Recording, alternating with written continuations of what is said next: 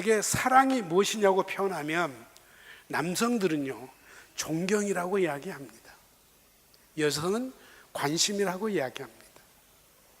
무슨 말인가 하니 남성들은 아내로부터 존경받은 것을 사랑이라고 생각합니다. 여성은 아닙니다. 섬세하게 작은 일에 관심을 보여주었을 때, 아, 이 남자가 나를 사랑하는가 보다. 생각이 다른 것입니다. 하나님께서 그렇게 만들어 주셨습니다. 서로 다름이 한 몸을 이루고 하나를 이뤘을 때 얼마나 아름답습니까? 그래서 하나님 보시기에 좋았더라 라고 말씀하시면서 생육하고 번창하고 땅에 충만하고 땅을 정복하고 다스리고 가꿀 수 있는 모든 권한과 능력을 주셨습니다. 하나님께서 우리 인간에게 행복의 조건을 다 주셨어요. 100% 아니 200% 300% 완벽하게 하나님이 주셨습니다. 그러면서 부탁하셨습니다. 이 행복을 지켜가는 비결, 그게 하나님의 말씀이신데 하나님의 말씀을 요약하면 이렇습니다. 먼저는 하나님을 사랑하고, 두 번째로는 자기 자신을 진심으로 사랑하고, 세 번째로 이웃을 님과 같이 사랑해라. 이거 하면 행복하고 복될 것이다. 성경 말씀을 짧게 요약하면 삼의 정신이라 그 말이에요. 우리 월강은 이 삼의 정신을 추구하고 있고, 학교를 세우는 목적도, 건학의 철학도, 목표도 이 삼의 정신에 있는 것입니다. 문제는 마땅히 행복해야 될 우리가 모든 조건을 다 가지고 있음에도 행복하지 못한 것은, 책임은 우리 인간에게 있습니다. 하나님의 뜻대로 살아가지 못하기 때문이라는 것입니다. 어떤 사람이 가정의 전문학자로 이야기를 했는데, 가정을 교통신호등에 비유를 해서 말씀을 하셨더라고요. 먼저는 그 파란불이 켜진 가정이래요. 건강한 가정, 행복한 가정을 이야기합니다. 사랑이 있고 기쁨이 있고 감사가 있고 진정한 나눔이 있는 그런 가정을 파란불이 켜진 가정이라. 이 가정이 25% 정도 된대요. 많습니까? 적습니까? 사람마다 다르겠죠. 저는 조금 가정 문제를 전공한 사람입니다. 저는 많다고 생각합니다. 그리고 노랑불이 켜진 가정이 있습니다. 이게 한 50% 정도 된대요. 전체 가정에 노랑불이라는 게 뭐냐? 깨지기 직전의 가정입니다. 왜 사느냐고 물어보면 자식들 때문에 삽니다. 어떻게 사느냐고 물어보면 같이 살지만 정신적으로는 이혼한 부부와 똑같습니다. 마지못해 산다. 굉장히 위험한 가정을 말합니다. 이런 가정을 노랑불이 켜진 가정, 경고등이 켜졌습니다. 조심하라고. 조금만 잘못하면 이제 깨진 가정이 될 거. 그 깨진 가정이 빨간 불이 켜진 가정인 것입니다. 우리나라에도 2010년도의 통계입니다. 47.3%가 이혼하는 가정들입니다. 거의 50%에 가깝습니다. 어떻게 행복하라고 하나님께서 세상을 만드시고 인간을 만드시고 모든 것을 위임해 주셨는데 이렇게 불행하는 것입니까? 그럼 어떻게 하면 우리 가정이, 지난주는 내가 어떻게 하면 새 사람이 되고 건강한 사람이 되고 행복한 인생을 살 것인가를 말씀드렸습니다. 그 도를 찾아가는 것이 십자가의 도라고 분명히 말씀을 드렸습니다. 오늘은 나로 인하여 우리의 전 가족이 어떻게 하면 행복할 수 있겠습니까? 라는 답을 드리고 싶어요. 답은 아주 간단해요. 성경만큼 명료한 게 없습니다. 아주 단순화되어 있습니다. 우리의 삶은 아주 복잡하기 그지없지만 원리는 아주 간단하다 이거예요. 31절에 뭐라고 말씀하고 있습니까? 성경 보셨죠? 주 예수를 믿어라. 그리하면 너와 내 집이 구원을 받으리라. 우리 기독교가 이 구원이라는 단어를 참 많이 쓰는데 가장 좋은 단어입니다.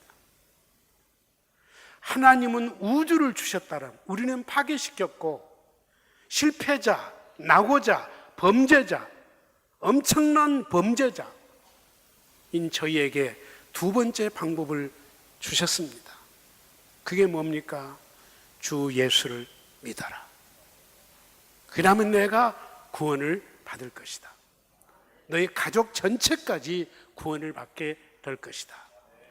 이것은 죄로부터 자유한단 말이에요. 죄로부터 구원해 주신다는 이야기. 모든 고통, 아픔, 육신의 질병으로까지 우리를 구원해 주신다는 이야기입니다. 절망, 나의 인간의 한계, 이 모든 것을 뛰어넘을 수 있도록 이것도 지난주에 말씀을 드렸습니다. 믿는 자에게는 이런 표적이 따르리니 악한 영도 물리칠 수가 있고 나를 죽이는 독을 가져온 뱀이라도 집어버릴 수가 있겠고 내가 설령 독을 먹었을지라도 해를 받지 않도록 병든 자가 있으면 손을 얹어서 간절히 기도하면 그 병도 고쳐주시리라. 이런 표적의 역사는 수없이 많습니다. 이게 구원인 것입니다. 가난한 자가 부유해지게 될 것입니다. 할렐루야. 절망에 빠졌던 사람이 희망을 얻게 될 것입니다. 이걸 가리켜서 구원이라고 하는 것입니다. 무엇을 먹을까, 무엇을 마실까, 무슨 옷을 입을까, 얼마나 누릴까, 재미있게 살까, 이게 옛날의 관심이었는데 내 몫을 챙기고 욕심을 부리고 시기하고 질투하는데 내 마음이 빨랐는데 그 마음은 다 사라지게 되고 이놈의 자식들이 예수 잘 믿고 신앙생활을 잘하고 인간답게 살고 베풀 줄 알고 성공하란 게 아니고 부자 되란 게 아니고 스타 되란 게 아니고 하나님 잘 믿고 인간답게 살았으면 좋겠는데 그게 날마다 걱정인 거예요. 그래서 기도하는 거예요. 그게 잘 안 되면 밥도 안 먹어지는 거예요. 그리고 울면서 기도를 드린 거예요. 걱정하는 차원이 다르다 이거. 할렐루야. 예수님도 화를 내신 적이 있어요. 가난하고 병들고 불쌍한 자를 보시면 사랑으로 품으신 분이시지만 언제 화를 내십니까? 요즘 말하면 자칭 예수쟁이란 사람들을 보면 주님은 화를 내셨던 것입니다. 어디 가서 화를 내셨습니까? 세상이 아닙니다. 교회 가서 예배 드린 모습을 보고 주님은 화를 내셨습니다. 채찍을 드셨던 것입니다. 이게 아니다 이거요. 교회는 이게 아니라 이거요. 예수 믿는 사람은 이게 아니라는 거예요. 그래서 주님은 막 화를 내시고 채찍을 드시고 이 믿음 없는 자식들아, 이 독사의 새끼들아, 회친한 무덤들아 막 폭언을 하시는 거예요. 이 저주를 받을지어다. 오직하면 예수님 입에서 이런 말이 나오겠습니까? 이걸 거룩한 분노라고 말합니다. 굳이 이름을 붙이자면 거룩한 분노라고 하는 것입니다. 생각이 닳습니다. 어떻게 하면 사랑하고 베풀고 기도하고 섬기고 하나님 기뻐하신 일하고 전도하고 보람된 일을 하고 그리고 하나님 앞에 갔을 때 부끄러움이 없는 내 인생을 어떻게 하면 마칠까? 이것 때문에 고민한 사람이 예수쟁이들이에요. 아멘이죠? 차원이 다른 거예요. 어떤 사람이 사업에도 성공하고 명예도 얻었고 권력도 얻었습니다. 사나이로 태어나서 이 정도면 잘 사는 거 아닙니까? 그 사람에게도 죽음의 사신이 찾아왔습니다. 죽음의 문턱에 이르게 됐습니다. 마지막 가족을 모으고 작별 인사를 하게 됐습니다. 자식들이 다 모여 앉았습니다. 아내가 옆에 있습니다. 이것이 마지막이거니 생각하고 큰아들의 손을 잡았습니다. 아들아, 인생 실패자요. 부끄러운 손으로 네 손을 잡는다. 그때 아들이 깜짝 놀라면서 아버지 무슨 말씀을 그렇게 하세요? 아버지처럼 사업에 성공한 사람이 누구이고 아버지처럼 인간답게 성공적으로 사는 사람이 누가 있습니까? 아니야. 나는 그동안에 돈을 벌기 위해서 친구도 버렸고 사랑도 버렸어. 명예 하나 얻겠다고, 권력 하나 얻겠다고, 양심도 진실도 다 버렸어. 더 가슴 아픈 것은 청년 시절에 그렇게 교회 다니면서 열심히 예수를 믿었는데 인생을 살면서 믿음까지 나는 버렸어. 나는 부끄럽게 인생을 마쳐. 너희들만큼은 절대로 아빠처럼 살지 말아다오. 이런 유언을 남겼다고 합니다. 대개 사람들은 사람들이 나를 누구라고 평가하느냐 이것 때문에 살아가요. 눈치 때문에 살아가는, 이목 때문에, 명예 때문에 이러고 살아가요. 예수 믿는 사람들은요, 그것도 중요하지만 사람이 나를 어떻게 보느냐, 어떻게 평가하느냐를 넘어섭니다. 내가 분명히 부르면 하나님 앞에 갈 것인데 하나님께서 나를 어떻게 평가하실까? 평가의 수준이 달라요. 이 마음으로 하루하루를 살아갑니다. 차원이 다르지 않습니까? 이런 복된 삶이 될 수 있기를 주님의 이름으로 축복합니다. 축복합니다. 인생은 속도가 아니라 방향이란 말이 있잖아요. 방향이란 말이 있어요. 아무리 빨리 달리지만, 아무리 앞서 가지만 방향이 잘못되어 있으면 그건 잘못된 것이라요. 방향이 중요합니다. 부부가 아무리 열심히 살지만 진정한 부부는요, 열심히 사는 것보다도 한 목표를 바라보고 같은 마음으로 손잡고 가는 것이 진정한 부부예요. 그렇죠? 부부예요. 우리는 너무 속도에 사로잡혀 있어. 그러나 보세요. 10년 전에 월강에 오신 분이나 오늘 처음 오신 분이나 얼마나 차이가 있을까요?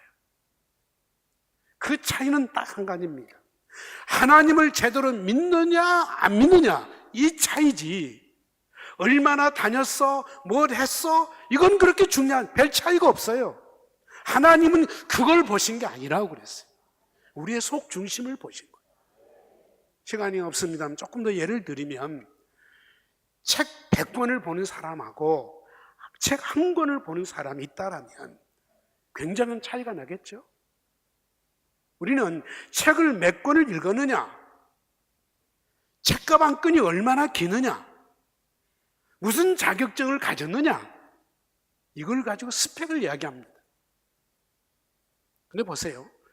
100권을 읽었지만 깨닫지 못한 사람이 있어. 고정관념을 그대로 가지고 사는 사람이 있어. 그러나 단 한 권의 책을 읽고 사람이 완전히 변해버린 거예요. 새 사람이 되어버린 거예요. 누가 더 의미가 있습니까? 100권을 보는 사람은 낫습니까? 단 한 권을 봤어도 제대로 보는 사람이 낫느냐 그 말이에요. 10년 교회를 다닌 사람은 오늘 교회를 처음 오셨을지라도 이 말씀을 듣고 예배를 드리면서 은혜를 받고 회개하고 새로운 인생을 출발한다라면 그 사람이 훨씬 낫다 그 말이에요. 하나님의 평가가 그렇다 이거예요. 그러므로 오늘 우리는 오신 새가족도 참 귀중하지만 내가 처음에 교회에 나왔을 때 어떤 마음으로 나왔는지, 내가 처음에 예수 믿고 은혜 받았을 때 어떤 마음을 가졌는지 초심으로 돌아가기를 축복합니다. 이 초심의 마음을 가지고 오늘 처음 오신 분들을 맞이하자는 거예요. 오늘 예배의 의미가 바로 여기에 있는 것입니다. 여러분께 묻고 싶습니다. 뭘 어떻게 해서 기뻐지고 싶습니까? 우리는 내가 어떻게 살아야 건강해지겠습니까? 내가 무엇을 해야 인생 뭔가 하며 살게 되어 있는데 노는 것도 일이에요. 놀아봐요. 노는 것처럼 힘든 일이 없어요. 누워서 떡을 먹어봐요. 그것도 힘든 일이에요. 차라리 일하고 말지. 노는 것은 더 힘들다잖아요. 노는 것도 일이에요. 남들은 열심히 일했는데 잘못했어요. 그럼 일 안 하고 놀고 보는 사람들은 낯은 아닙니다. 그 사람은요, 일 안 하는 것은 일하다가 실패한 사람보다 일을 안 한 사람은 더 나쁜 사람이라는 거예요. 이게 성경이 주신 가치관이에요. 오늘 우리는 정말 하나님이 기뻐하시고 인간답게 살고 보람된 일을 하면서 하루를 살다 가더라도 그렇게 살아야 되지 않겠습니까? 이렇게 하기 위해서는 결론입니다. 누구를 믿어야 됩니까? 뭘 하라는 이야기가 아니에요. 어두운 여러분의 마음을 환하게 밝게 하려면 어떻게 하면 좋을까요? 여러분의 방이 캄캄합니다. 방을 밝게 하려면 어떻게 하면 되겠습니까? 이걸 모르는 사람 어디 있습니까? 아주 간단하죠. 몸부림친다고 됩니까? 비명을 지른다고 어둠이 물러갑니까? 내 머리로 벽을 친다고 어둠이 물러가겠습니까? 내 발로 찬들 어둠이 물러가겠습니까? 간단해요. 성랑개비 하나면 되는 거예요. 촛불 한 자루만 되는 거예요. 어둠을 물리치는 능력이 내게 있는 것이 아니라는 거예요.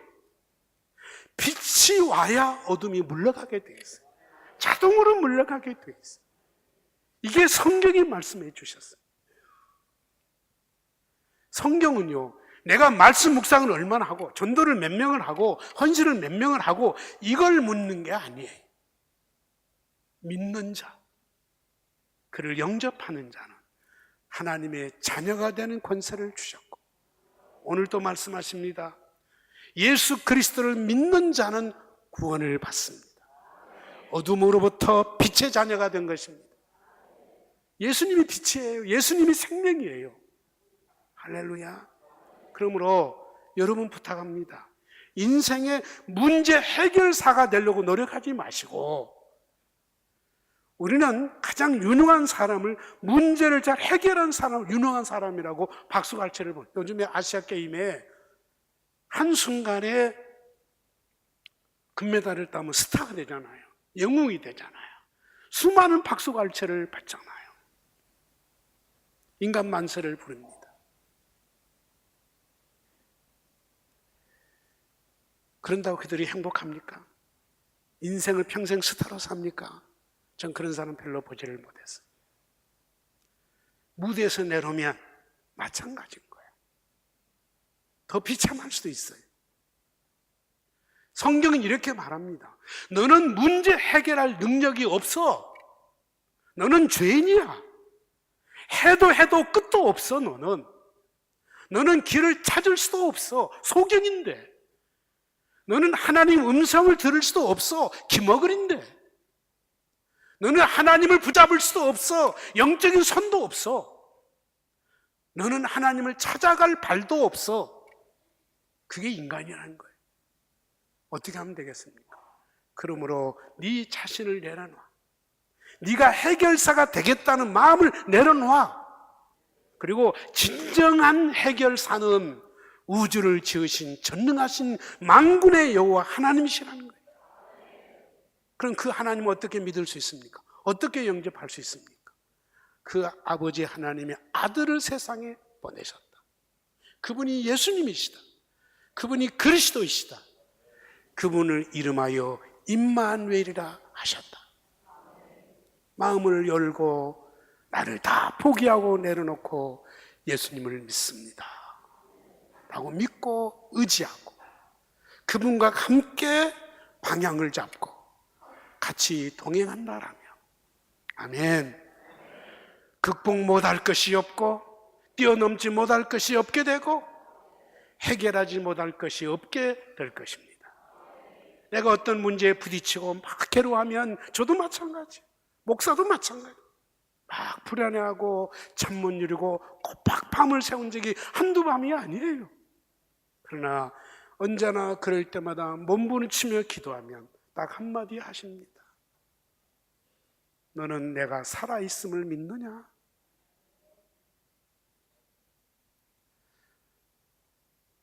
내가 전능자인 것을 너는 믿느냐? 내가 너와 함께한 것을 믿겠니? 딱 이 마디 한마디. 그럼 언제나 저는 그 앞에 엎드리게 됩니다. 맞습니다. 문제는 제가 하려고 했던 게 문제였습니다. 내려놓습니다. 주님의 뜻대로 인도해 주세요. 사실 월간 교회 일이 내 일입니까? 하나님의 일이지. 예수님의 일이지. 왜 내가 걱정해? 근데 하나님이 다 도와주시더라고요. 기다려요. 포기하지 않고 조금 기다려요. 인내해요. 하나님의 계심을 믿습니까? 믿습니다. 60년 전에 예수님이 저희 집에 찾아오셨습니다. 가장 힘들었을 때 조금 괜찮게 살았거든요. 옛날에 시골에서 할아버지가 사업을 하고 아버지가 그것을 이어받았으니까 부자는 아직 먹고 사는 것까지는 걱정을 안 했어요. 머슴도 2사람이나 있었어요. 그리고 어머니를 돕는 주방에서 일하는, 뭐라고 말은 안 하겠습니다만, 동네 그 아이가 하나 있어. 너무 가난한 집 아이 데려다가 건사해 준다는 마음으로 먹여주고 입혀주고 그러고 살았어요. 근데 그게 한순간에 무너지는, 너무 힘들고 힘든데 예수 믿는 아주머니가 저희 집을 자꾸 찾아오셨어요. 마루에 앉아서 혼자 기도해주고 가시고 기도하고 가시고. 어머니가 그걸 봤어요. 아무 말도 안 하고 기도하고 가고 혼자 뭔가 하고 가고. 그러더니 어느 날은 어머니에게 이야기하더래요. 예수 믿으면 산다고. 예수 믿으면 귀신도 떠나가고, 예수 믿으면 건강도 회복되고, 예수 믿으면 가난도 다 극복된다고. 순진한 제 어머니는 그 말을 그대로 믿었습니다. 아버지께 말씀드렸습니다. 그리고 한날 한시 주일날 가족이 다 거의 4km가 넘는 먼 거리로 걸어서 교회를 가게 됐습니다. 그때부터 예수를 믿게 되었습니다. 저희 마을에 가족이 예수 믿는 집안은 저희 집밖에 없었습니다. 그래서 교회가 세워지게 됐습니다. 목회자를 모시고 거의 15년 넘도록 한 집에서 죽을 먹을 때 같이 죽 먹고 밥 먹을 때 같이 밥 먹으면서 함께 살았습니다. 목회자가 안 계시면 저희 아버지가 설교를 하셨습니다. 저희 아버지는 말주변이 없고요, 부끄러움을 굉장히 많이 탔어요. 사람 앞에 서면 저도 닮았어요, 아버지. 제가 아버지 닮은 사람이 오늘 목사가 된 것만 생각, 기가 막힌 거예요. 내가 어떻게 설교하고 있지? 사람 앞에 서면 제 별명이 어렸을 적에 재봉틀이었어요. 학교 다닐 때 얼굴부터 빨개지는 거예요. 그런 양반이 누가 줬는지 설교집 하나 가지고 그걸 다 팩해가지고, 정말 순진하죠. 요령 배울 줄을 모르는 거예요. 어떻게 설교를 할 줄도 몰라. 그러니까 설교집을 다 팩해가지고 서서 그걸 입고 있는 거예요. 얼마나 힘드셨겠어요, 지금 생각. 그리고 섬기시다가 하나님의 나라에 가셨는데, 저희 고향에 가면 제 아버지 묘 앞에 비문이 하나 있습니다. 비석이 하나 있습니다. 그 비석은 저희들이 세운 게 아니고 아버님이 개척부터 섬겼던 하이 대리교회 성도님들이 일동으로 기념비를 세워주셨습니다. 오늘의 하이 대리교회가 있게 되는데 큰 섬김의 본을 보여주셨기로 여기에 기념비를 세웁니다. 아멘도 안 해? 저에게 남는 재산은 바로 그것밖에 없습니다. 아버지께서 저에게 주신 것은 바로 그것입니다. 그래서 오늘 목사가 됐습니다. 그 여유 없는 상황에서 목회자를 모시고 오로지 교회를 섬겼던 그 정신이 뭘까? 라고 생각하고 쓴 게 교회론이에요. 저의 교회론이에요. 교회 사랑이 예수 사랑이요. 예수 사랑이 곧 교회 사랑입니다. 이걸 아버지가 말씀한 게 아니고 삶으로 보여주셨어요. 저에게 삶으로 보여주셨어요. 그리고 가셨어요. 저도 이런 마음 변함이 없이 주님이 허락하실 때까지 이런 마음으로 교회를 섬겨야지. 그리고 노력하려고 하고 있습니다. 여기까지 오게 하심을 하나님께 감사를 드립니다.